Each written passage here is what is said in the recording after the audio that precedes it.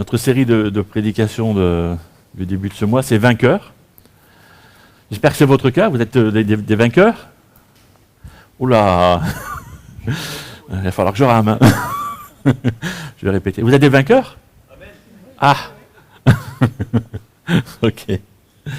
C'est le titre de la série de prédications. Et je vais commencer avec une histoire que j'invente peut-être. On verra ça. Imaginons que c'est la fin de la journée, c'est le moment que vous avez choisi pour faire des courses. Et donc vous rentrez du supermarché et vous êtes dans votre cuisine en train de ranger vos courses. Ouais. Tout le monde sait de quoi je parle? Ouais, ok. Et puis tu te dis, tiens, j'ai pas relevé mon courrier dans ma boîte aux lettres. Donc tu vas dans ta boîte aux lettres, tu relèves ton courrier. Et comme, attention, je vais utiliser une expression que j'aime bien, comme tu es un bon chrétien, voilà, donc tu reçois le trimestriel ou le mensuel, je ne sais même plus, c'est-à-dire de l'association Portes Ouvertes, hein, qui est une association qui prend la défense et qui nous informe sur les chrétiens dans le monde et combien ils souffrent, etc. Et donc pendant que tu ranges tes courses, tu t'assois quelque part dans ta cuisine et tu commences à lire le petit cahier de Portes Ouvertes. Et puis tu es touché par une petite histoire voilà, à tel point que tu verses une larme, tout ça. Et puis tu regardes l'heure, ah mince, les enfants vont rentrer, etc. Puis tu fermes le livre et tu passes à autre chose, quoi, parce que les enfants vont rentrer, il faut faire à manger, etc. Bref, voilà. Ça vous rappelle peut-être des souvenirs. C'est dingue comme on a une capacité à oublier rapidement le malheur des autres. Et le sujet dont j'aimerais parler, peut-être que ça ne vous concerne pas, c'est l'apathie. Alors l'apathie, c'est quoi? C'est pas l'appétit. On y est presque, mais il y a juste une lettre qui change. L'appétit, peut-être que ça nous concerne tous, mais l'apathie ne nous concerne peut-être pas tous. L'apathie, j'étais sur mon super ordinateur et il m'a donné ça. Voilà, c'est synonyme d'impassivité. C'est quand on est indifférence à l'émotion, à la motivation ou à la passion. Un individu apathique manque d'intérêt émotionnel, social, spirituel, philosophique, parfois accompagné de phénomènes physiques. L'individu apathique peut également se montrer insensible vis-à-vis d'autrui. Voilà qui résume assez bien ce que c'est que l'apathie. Grosso modo, c'est quand on est indifférent aux autres, pour utiliser un autre mot. Hein, quand on s'en fout, c'est ça, oui. Quand on s'en fout des autres, quoi. Merci. C'est marrant, ça me convient mieux ce terme-là, mais je ne peux pas trop l'utiliser dans une prédication, tu comprends? Voilà. Même certains penseurs et sociologues disent qu'on est dans une génération très très touchée par l'apathie. Et plus on va, et plus on est indifférent et apathique. Voilà. Alors, comment vaincre le confort de l'apathie? Un jour, Jésus a rencontré un expert en religion.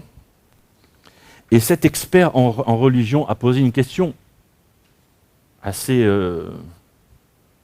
personnelle à Jésus. Il lui a dit, qu'est-ce que je dois faire pour hériter de la vie éternelle? C'est une bonne question en fait, hein, que n'importe qui peut se poser. Et Jésus, comme il savait que c'était un expert de la loi de Moïse, il a dit, tiens, qu'est-ce qu'il y a écrit dans cette loi que tu connais? Et Jésus lui a dit, dans la loi, il y a écrit que je dois aimer Dieu de tout mon cœur, de toute mon âme, de toute ma force, de toute ma pensée, et que je dois aimer mon prochain comme moi-même. Alors Jésus lui a dit, fais ça. Alors l'expert de la loi ne s'est pas laissé abattre par ça. Il a dit, mais justement, mon prochain, c'est qui? C'est ça le souci. Et Jésus lui a laissé une parabole, une histoire qu'il a inventé pour imager une vérité. Et si vous connaissez, c'est l'histoire du bon samaritain que je vais lire là. Et voilà. Jésus dit ça. Un homme descendait de Jérusalem à Jéricho lorsque des brigands l'attaquèrent, lui prirent tout ce qu'il avait, le battirent et s'en allèrent, en le laissant à demi-mort. Il se trouva qu'un prêtre descendait cette route. Quand il vit l'homme, il passa de l'autre côté de la route et s'éloigna. Ok, le premier, il évite. Il l'évite. C'est marrant par rapport à la suite. De même, un lévite arriva à cet endroit. Alors, les lévites, ce sont des gens qui étaient des professionnels du temple, qui travaillaient dans le temple. Un lévite arriva à cet endroit, vit l'homme, passa de l'autre côté de la route et s'éloigna aussi. Voilà.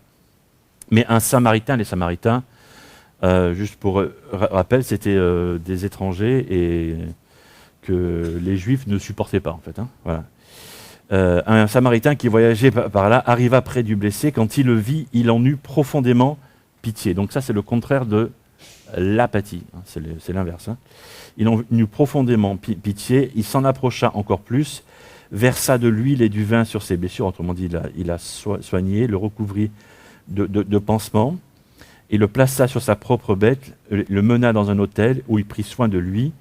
Et le lendemain, il sortit 2 pièces d'argent, ce qui est quand même une fortune, les donna à l'hôtelier et lui dit « Prends soin de cet homme. Lorsque je repasserai ici, je te paierai moi-même de ce que tu auras dépensé en plus pour lui. » Jésus ajouta « Lequel de ces 3 te semble avoir été le prochain de l'homme attaqué par les brigands ?» Et le maître de la loi répondit « Celui qui a été bon pour lui. » Et Jésus dit alors « Va et fais de même. » Voilà. Un premier grand point, c'est pourquoi on ne se préoccupe pas du prochain, de nos prochains. Et j'ai 3 choses à dire qui sont peut-être des évidences, mais qui sont bons c'est bon de rappeler ça. La première des choses, c'est que le volume d'informations qu'on a à notre disposition est très très important. Si tu t'amuses à écouter les informations, lire les informations toute ta journée sur ton téléphone, ta tablette, ton ordinateur, la télévision, la radio et le journal, tu vas passer ta journée à ça. C'est-à-dire que tu vas pas... Oui, tu peux peut-être manger en le faisant, aller aux toilettes aussi, tu peux le faire. Mais tu ne peux pas travailler, tu ne peux pas t'occuper de ta famille, tu ne peux pas faire les courses, tu ne peux rien faire. Tu vas juste passer ton temps à t'informer. Tellement il y a d'informations à notre disposition maintenant. Et à tout moment, on est tellement... Le réseau d'information est tellement important que voilà, on peut être informé qu'il y a un tremblement de terre ici, qu'il y a un attentat là, qu'il y a le petit chat qui est en train de se noyer dans le puits, dans le village à côté, tu vois. Voilà. Et il y a des informations voilà, qui nous assaillent de partout. Et ce volume d'informations est écrasant. Le deuxième point, c'est que on se sent impuissant à initier un changement. Face à certains drames, on se dit, mais moi, qu'est-ce que je peux faire? Moi, qui je suis? Voilà, si on apprend qu'il y a un tremblement de terre au bout du monde, et qu'on est touché par ça, qu'est-ce que je fais? Parce que je ne suis pas sauveteur, je ne suis pas médecin, je ne suis pas infirmier, je n'ai peut-être pas d'argent à donner à une association. Qu'est-ce que je fais quoi? Tu vois? On se sent impuissant. Voilà. Et puis, la troisième chose, c'est que, je vais m'arrêter un peu plus là, c'est qu'on est béni par notre confort, dans notre confort, mais ce confort nous maudit aussi. Et je vais expliquer pourquoi. On a une chance folle quand on est installé dans notre confort. Qu'est-ce que j'appelle le confort? C'est pas avoir 12 voitures, un château, ça c'est le méga confort. Le confort, c'est avoir un toit, c'est manger à sa faim, avoir les vêtements qu'il faut, donc ça nous concerne tous. Hein. Voilà. On a une chance folle avec ça, c'est que, voilà, on a ce qu'il faut pour manger, pour se vêtir, pour s'abriter, etc. Et ça, c'est une grande chance par rapport à beaucoup de personnes qui n'ont pas ça. Voilà. Et si vous prenez votre téléphone portable, de votre téléphone portable, vous allez pouvoir commander une pizza. Non mais c'est vrai. Et donc juste avec un téléphone, déjà si vous avez un téléphone, c'est le confort en fait. Hein, voilà. Et avec ça, ça veut dire que vous avez de quoi payer un téléphone, payer une ligne téléphonique, de quoi payer votre pizza. Vous pouvez même commander des chaussures. Voilà. Ça veut dire que tu as les sous pour payer ça. Et même si tes chaussures ne te payent pas, ne te plaisent pas, tu peux les renvoyer, on t'en envoie d'autres. Donc on nage dans le confort en fait. Voilà. Seulement ce confort nous maudit un peu. Parce que plus on en a, et plus on en veut. Si quand je renvoie ma paire de chaussures, ça ne va pas assez vite, je ne suis pas content. C'est pas vrai? Ça va pas assez vite. Voilà. Et on est tout le temps. Et ce confort devient comme une drogue. J'avais envie de faire un sondage ce matin, c'était de vous demander de lever la main, tous ceux qui ont un téléphone, mais je vais le faire. Tous ceux qui ont un téléphone portable, levez la main. Levez la main, tous ceux qui ont un téléphone portable. Voilà, levez la main. Ceux qui ont un téléphone portable.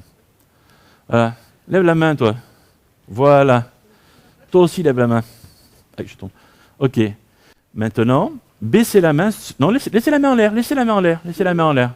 Voilà. Baissez la main ceux qui peuvent se passer de leur téléphone. Si vous pouvez vous passer de votre téléphone. Bon, baissez les mains, c'est bon.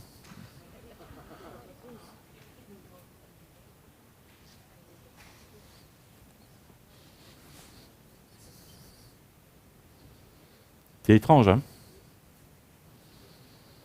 Est-ce que c'est vraiment un outil? C'est une question que je vous pose, hein? Je ne vais pas donner la réponse. Ou est-ce que vous êtes addict? C'est une question que je vous pose, c'est tout. Gardez ça pour vous. Ok. Et voilà, on demande toujours plus à notre confort, on demande toujours plus à la technologie, toujours plus, ça ne va pas assez vite. Hein. Je l'ai dit plusieurs fois, comme mon ordinateur, il ne va pas assez vite. Ce matin encore, ma connexion Internet, ça n'allait pas assez vite. Ça m'énervait. Vous voyez? Quoi? J'ai une connexion Internet, c'est beau déjà. Ça n'allait pas assez vite. Ça allait pas assez vite, tu vois? Voilà. Et ben voilà. Et le problème, c'est qu'on fait pareil avec Dieu. On fait pareil avec Dieu. C'est-à-dire qu'on se met devant Dieu et on veut le meilleur de lui. C'est-à-dire, Seigneur, ce matin, j'ai mal au dos. Il faut que tu me guérisses, ou j'ai mal à la tête, ou j'ai mal aux pieds, tu vois? Il faut que tu me guérisses. Voilà. Mais seulement si Dieu me demande quelque chose, ah ben Seigneur, j'ai pas le temps là, tu comprends? Il faut que je réponde à mon téléphone. Quelqu'un m'envoie un SMS. Tu vois? C'est-à-dire qu'on veut toujours plus de Dieu, mais si Dieu nous demande quelque chose, c'est pas pareil. On se comporte de la même manière. C'est pour ça que je dis que notre confort nous bénit et il nous maudit aussi. C'est à nous, en fait, à réfléchir avec ça. Alors, un deuxième grand point, comment surmonter cette attitude apathique? La première chose, c'est un peu étrange, hein, je vais m'arrêter un peu dessus. On doit constamment s'exposer à quelque chose qui crée un juste inconfort. C'est une phrase un peu compliquée. C'est pour ça que je vais répéter et m'expliquer.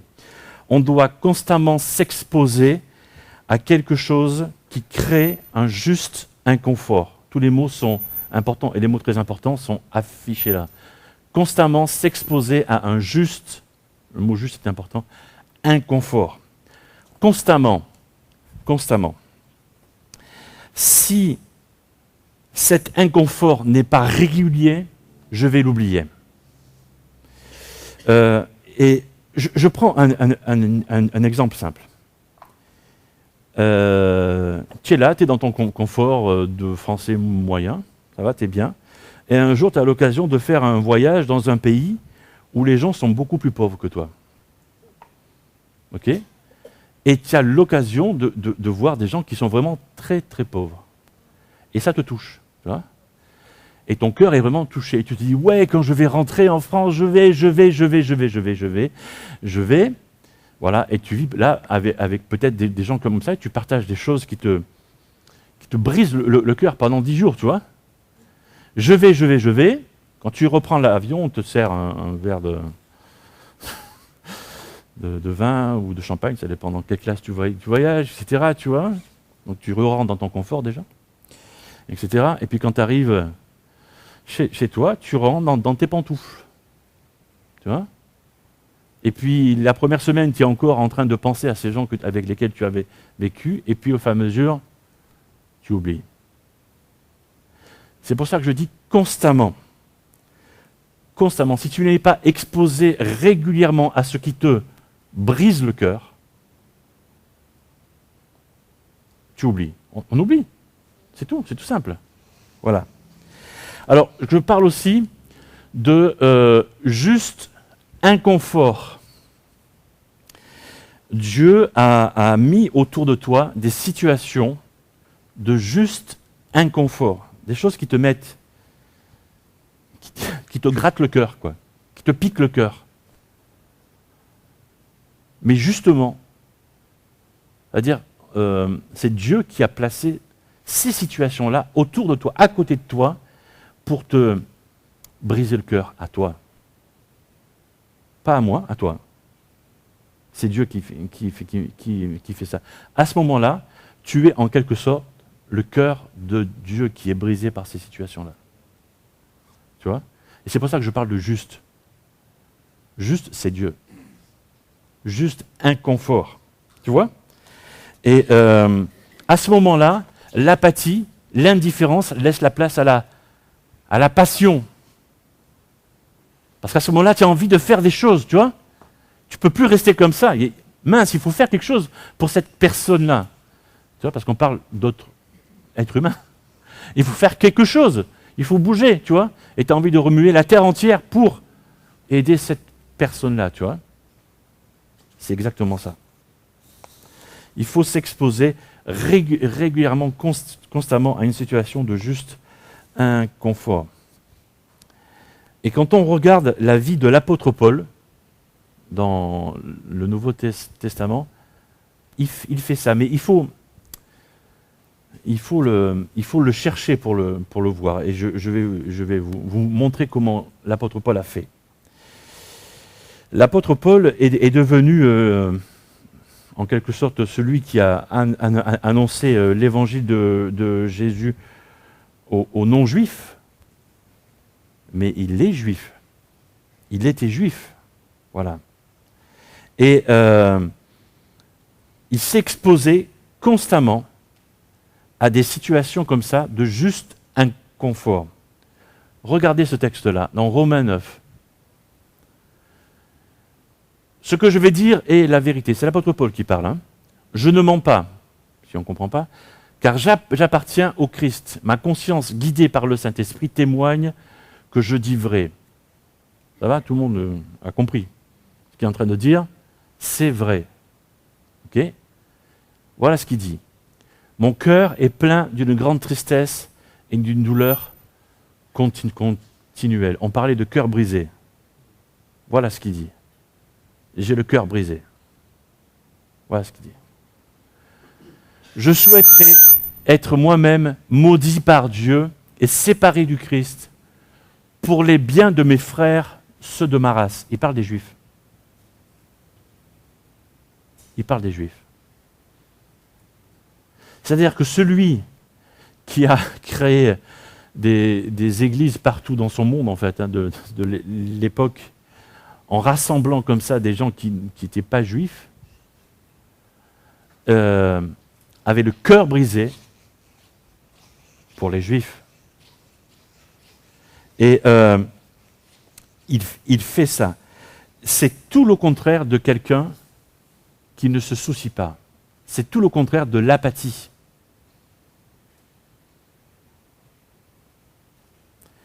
Il dit, mon cœur est plein d'une grande tristesse et d'une douleur continuelle.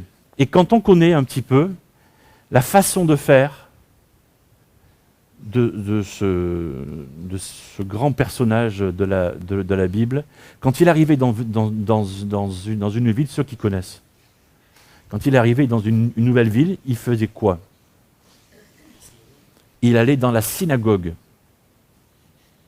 Vous voyez? Et très souvent, il se faisait dégager de là. Ouais. Et des fois, il se prenait des pierres et tout sur la tête et tout. Bien sûr. Il y avait quelques juifs qui partaient avec lui, mais voyez comment continuellement son cœur était brisé. Dans chaque ville, il avait vu des gens de son peuple, de sa race, que lui aimait, mais que ces gens le détestaient. Et son cœur était brisé. Vous voyez comment cet homme a fait? C'est pas un masochiste. Il avait le cœur brisé. Il avait le cœur brisé. Sa passion, c'était ça. Et dans chaque ville, si je peux dire, il retrempait un peu dedans. Et ça le remotivait. C'est le genre de passion que Dieu veut que nous ayons tous. On n'est pas tous des grands bonhommes comme ça, je suis d'accord. Mais Dieu veut que nous ayons le même type de passion pour lui. Et qu'on laisse notre cœur être brisé par une situation qui nous entoure. On n'a pas besoin d'aller... Si on doit aller au bout du monde, on va au bout du monde, mais juste à côté de chez nous. Ça suffit, il y en a plein. Partout.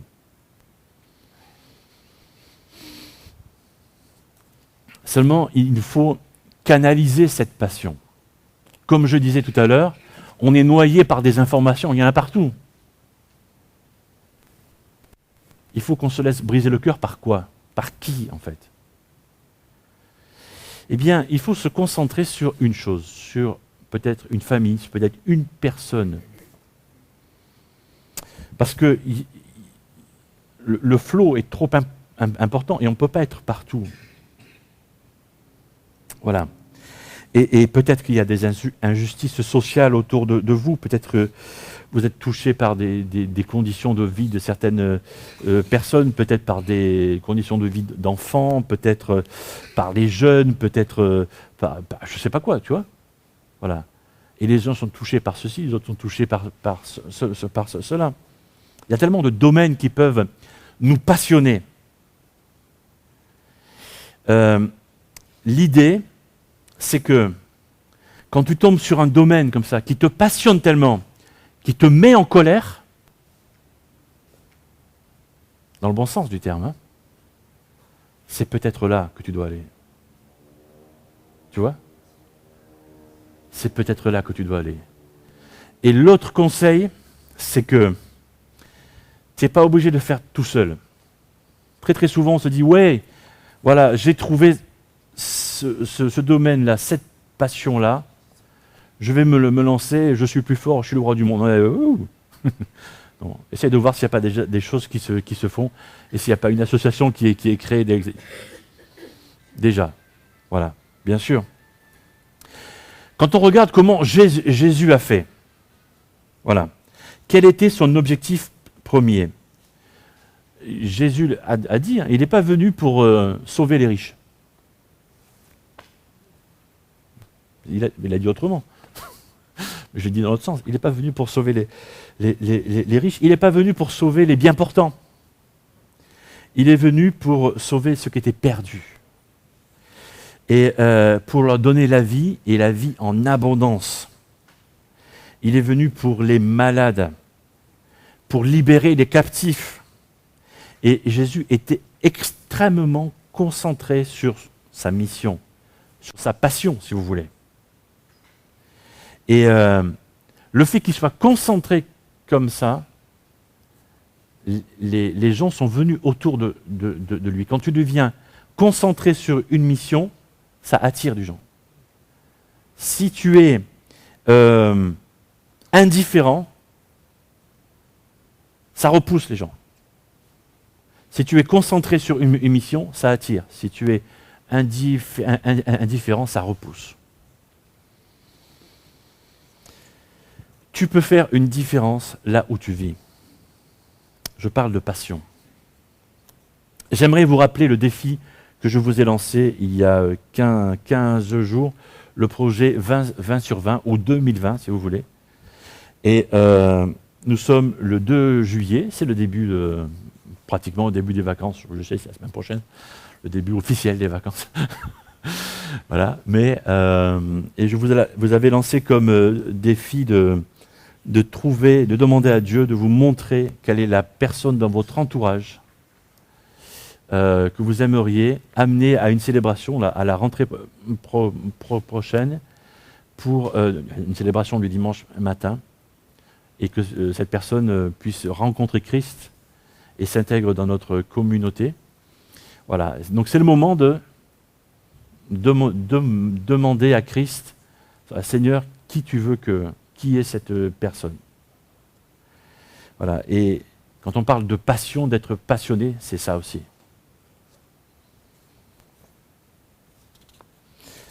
On peut faire la différence dans 1000 endroits différents, mais là, il faut vraiment demander à Dieu qui. Être précis. Se concentrer. Et dès que tu commences à te concentrer dans ce domaine qui touche ton cœur, quelqu'un va te mettre des bâtons dans les roues. Notre ennemi, le diable, va te mettre des bâtons dans les roues.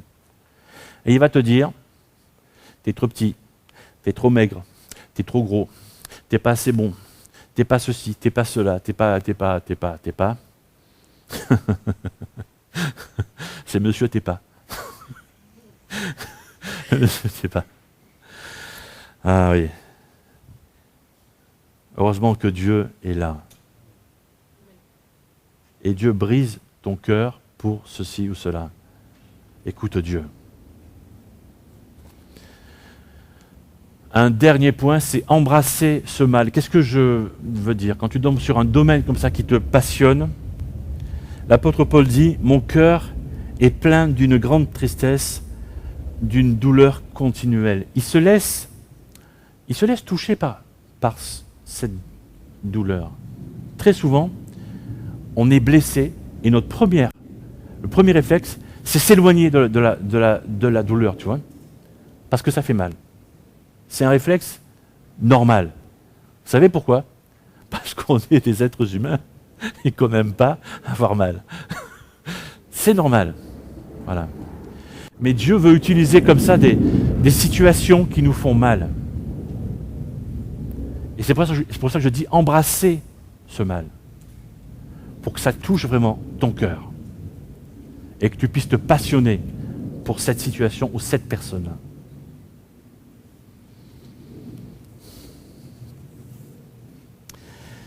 Trop de personnes croient que c'est...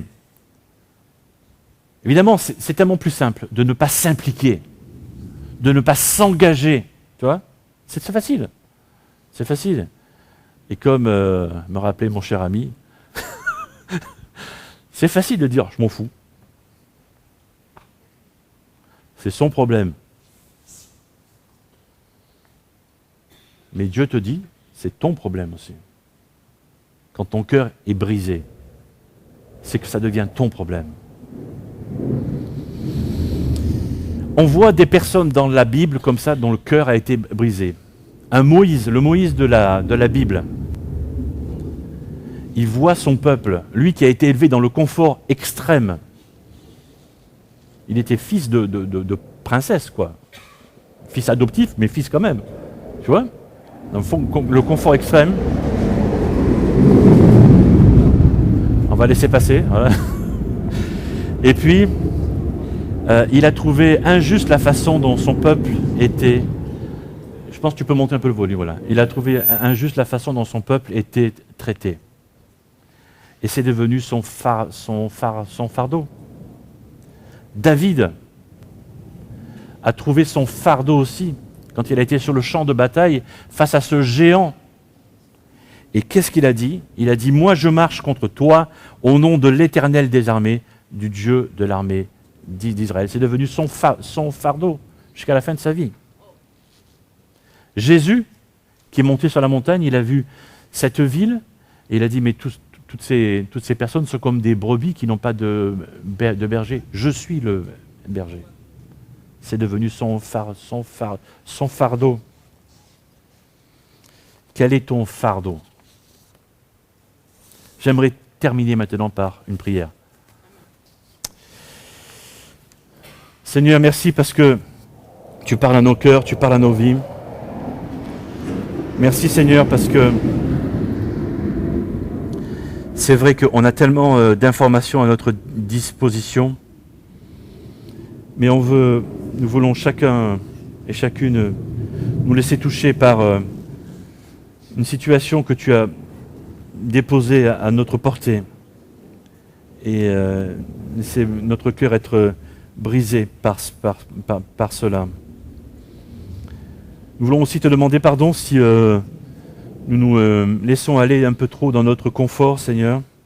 Merci pour le confort que tu nous donnes et c'est une très, très bonne chose, mais Seigneur, si nous oublions que c'est toi et toi seul qui compte, nous voulons te demander pardon pour ça.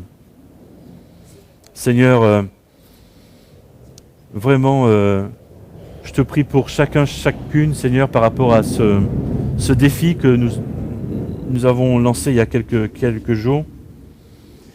Et montre à chacun et à chacune quelle est la personne pour laquelle on doit commencer à prier, les uns les autres, pour une prochaine invitation à une célébration. Et qu'ensemble, Seigneur, nous puissions construire l'Église constituée d'hommes et de femmes que toi tu désires. Que tout soit pour ta gloire, Seigneur Jésus. Amen.